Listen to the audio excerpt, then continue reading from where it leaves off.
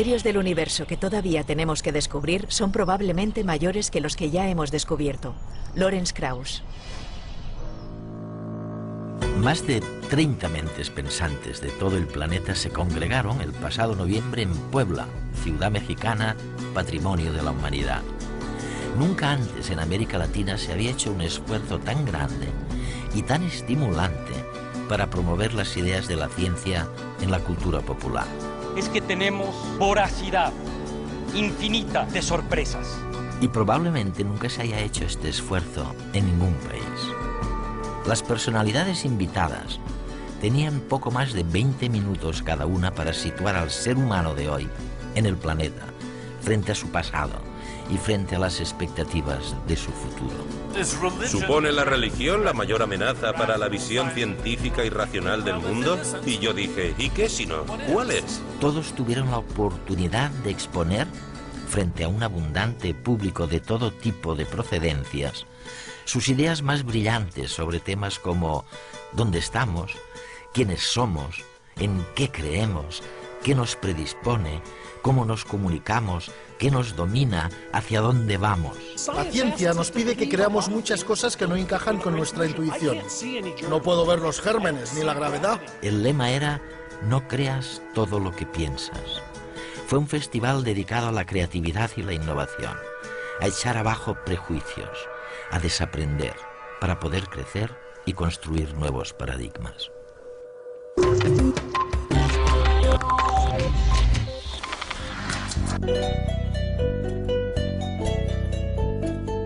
Yo creo sinceramente que aquí en Puebla el gran psicólogo, neurólogo Steven Pinker nos ha sorprendido a todos diciendo que efectivamente de la gran alternativa con la que se enfrentan los homínidos, seguir o volver a la tradición del chimpancé y su agresividad, o bien la otra ruta, la del altruismo, el de la compasión, se ha optado, nos dice él, con cifras en la mano, por la compasión. Vivimos en sociedades que, a pesar de lo que dice la prensa, son cada vez mucho menos violentas y con mucha diferencia. Aquí tenemos datos para Inglaterra. Y vemos que desde el año 1200 hasta la actualidad, la tasa de homicidios ha caído en picado, desde unos 25 homicidios por 100.000 personas por año, hasta aproximadamente un homicidio por 100.000 personas por año. Y se trata de una pauta que, tal vez con un principio más tardío, pero con el mismo final, está presente en todas las sociedades occidentales. Solíamos tener guerras que recibían nombres como la Guerra de los 100 años o la Guerra de los 30 años, pero en el siglo XX tuvimos algo llamado la Guerra de los 6 días. Esto demuestra el alcance de las guerras entre grandes potencias y el número de potencias que participa en una guerra, que también se ha ido reduciendo a un ritmo constante. Desde el final de la Guerra Fría, especialmente desde el año 2000, ha habido menos muertes en todo tipo de guerras, incluyendo las guerras más populares hoy en día, ante la ausencia de guerras entre grandes potencias, que son las guerras civiles. Por supuesto, existe algo que yo llamo la ilusión del presente violento, y creo que en parte se explica por el funcionamiento de la mente. Cuanto más fácil resulta recordar ejemplos de un fenómeno, más probable le parece a la gente este fenómeno, o se utiliza la capacidad de evocar un recuerdo en la memoria como un atajo para calcular la probabilidad. Si combinamos esta especie de estadística intuitiva con el hecho que ahora es mucho más fácil informar sobre guerras y genocidios en todo el mundo, y con esta filosofía que tienen muchas cadenas de televisión de que la sangre vende, lo que se traduce en un sesgo a informar más sobre los acontecimientos violentos, entonces es cierto que vemos más violencia y más de cerca que antes. Y esto conduce al espejismo de que la violencia sucede en realidad más a menudo. Así que tal vez, en lugar de preguntarnos por qué hay guerras, podríamos preguntarnos por qué hay paz. Tal vez la violencia sea el estado por defecto de la especie humana, pero sin embargo, seamos capaces de encontrar maneras de reducirla. Y todo esto cambia la pregunta, que ya no es ¿qué estamos haciendo mal?, sino más bien ¿qué es lo que hemos estado haciendo bien? Espero convenceros de que hemos hecho cosas bien, y habría que averiguar de qué se trata.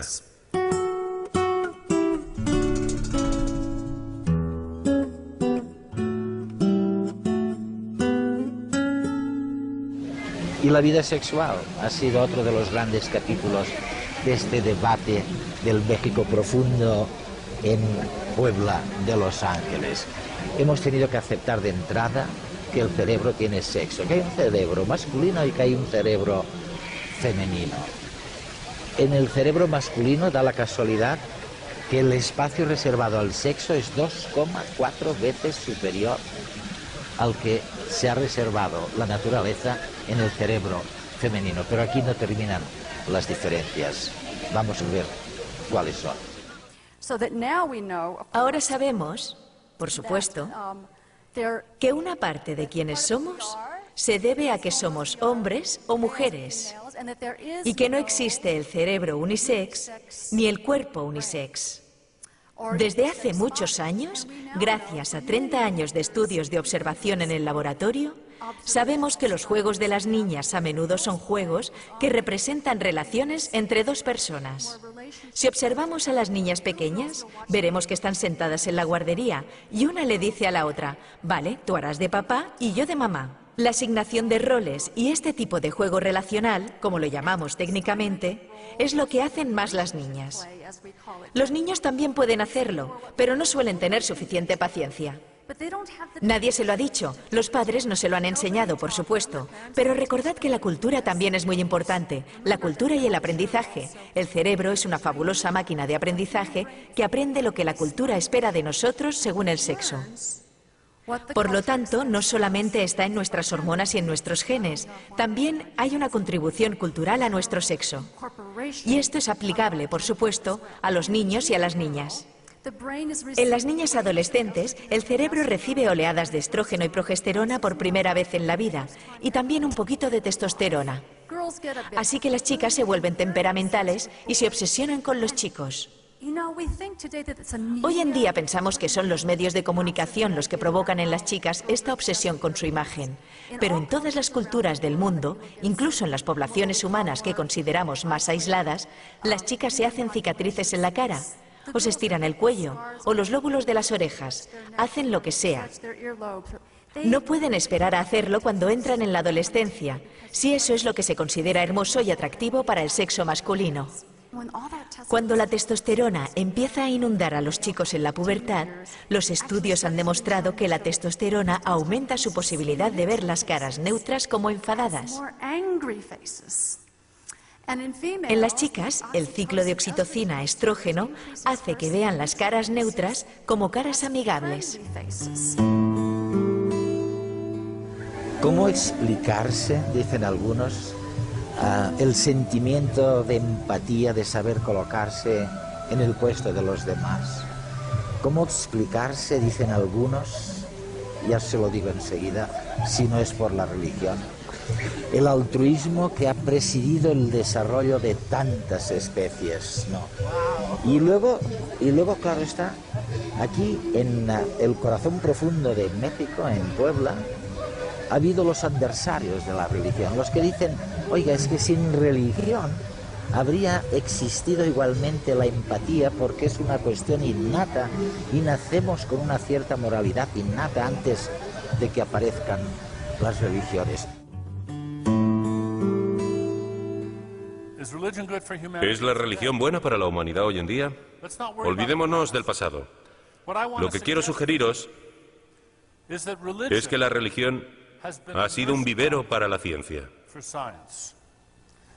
Que la religión tal vez haya abonado el terreno y haya sido una preparación esencial para el mundo de la ciencia que tenemos hoy en día.